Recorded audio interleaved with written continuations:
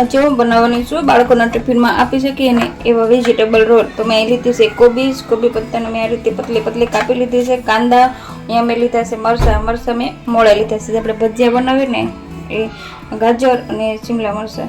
અહીંયા મેં લીધી છે તીખી મરચી અને લસણ. ચાલો આપણે રેસીપી ચાલુ કરી લઈએ. હવે મેં લીધી છે 2 રોટલી. આ રોટલીને મેં બનાવી લીધી છે પતલી પતલી અને સાઈઝમાં મોટી બનાવી લીધી, જેથી આપણે રોલ વાળતા ફાવે ને એટલે એકદમ પતલી બનાવી લીધી છે. ચાલો રેસીપી ચાલુ કરી લઉં. હવે મેં લીધી છે કઢાઈ. આપણે એમાં થોડુંક નાખ્યું છે તેલ, 1 ચમચી જેટલું. આપણે બધું વેજીટેબલ છે ને એ શેકી લઈશું, અધ કચરો રાખી દઈશું. આપણું તેલ ગરમ થઈ ગયું છે. આપણે એમાં થોડુંક લસણ નાખી દઈશું. હવે આપણે નાખી દઈશું તીખી મરચી. આપણે એને હલકું એવું થોડુંક સાંકળી લઈશું. આપણે એમાં કાંઈ વઘાર કે એવું કંઈ કરવાની જરૂર નથી રહી છે. તેમાં આ રોલ ખાવામાં બહુ સરસ લાગે છે. હવે આપણે એમાં નાખી દઈશું આ બધું વેજીટેબલ આપણે બધું સારી રીતે મિક્સ કરી દઈશું. આપણે આ બધું 4 ચીજ આપણે જે લીધી છે વેજીટેબલ, આપણે એને પૂરી નથી પકાવવાની, બસ થોડુંક હલકું એવું શેકવાનું છે અને ગેસ થોડોક ફાસ્ટ રાખવાનો છે, ધીમા ગેસ ઉપર નથી શેકવાનું.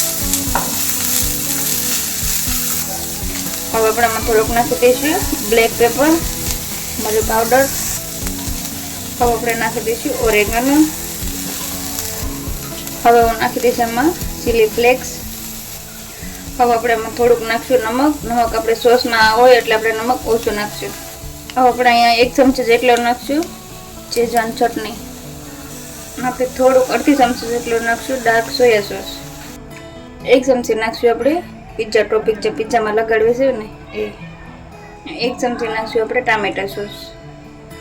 હવે આપણે અહીં નાખશું થોડોક પિઝાનો મસાલો. હવે આપણે આ બધું મિક્સ કરી દઈશું. એટલે આપણે જે સોસ નાખે છે ને એમાં બસ. અને આપણે અહીંયા ગેસ બંધ કરી દઈશું. હવે આપણે નથી પકાવવાનો, આપણે અહીંયા ગેસ બંધ કરી દઈશું. હવે મેં આસપાસી કઢાઈ લઈ લીધી છે. એની રીતે આપણે એમાં થોડોક તેલનો સ્પ્રે કરી દઈશું.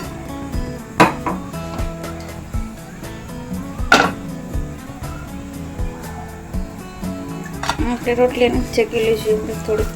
આપણે રોટલીને પહેલેથી જ ઓછી શેકી હતી.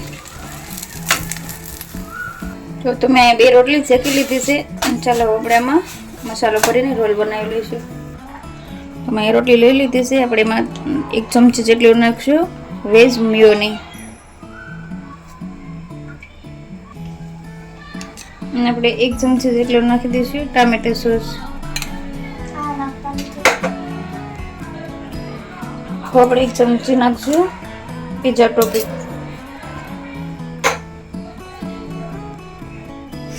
તો આપણે આ 3 સોસ ભેગા કરી દઈશું મિક્સ, અને આપણે આખી રોટલીમાં ફેલાવી લઈશું. જો આ રીતે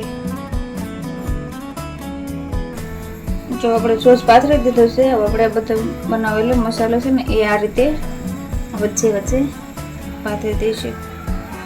તો આ રીતે મૂકી દઈશું આપણે. બસ તો આપણે છે ને આ રીતે રોલ બનાવી લઈશું.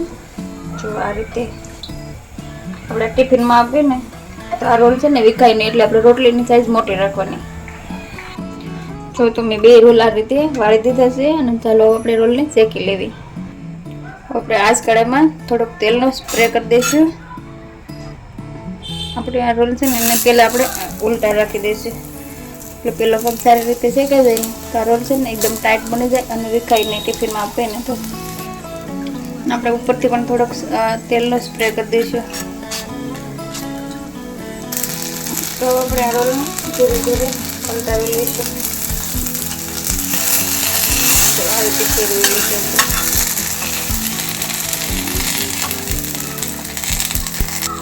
જો આ રોલ બાળકોને ટિફિનમાં બનાવીને આપવો હોય ને તો આપણે રાતે છે ને પતલી રોટલી બનાવીને રાખી દેવાની, ને વેજીટેબલ છે એ કટિંગ કરીને રાખી દેવાનું.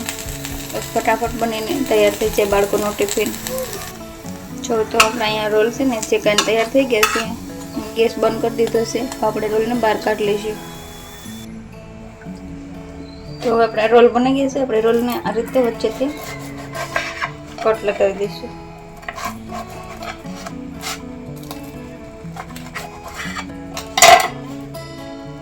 જો આ રીતે આપણે કાપી નાખીએ છીએ. કેટલા સરસ બનીને તૈયાર થઈ ગયા છે. એકદમ ટેસ્ટી, હેલ્ધી અને એકદમ ઓછા ટાઈમમાં બનીને તૈયાર થઈ જાય છે એવી આ રેસીપી છે વેજીટેબલ રોલ. જલ્દી બનાવીને આપી શકીએ ટિફિનમાં.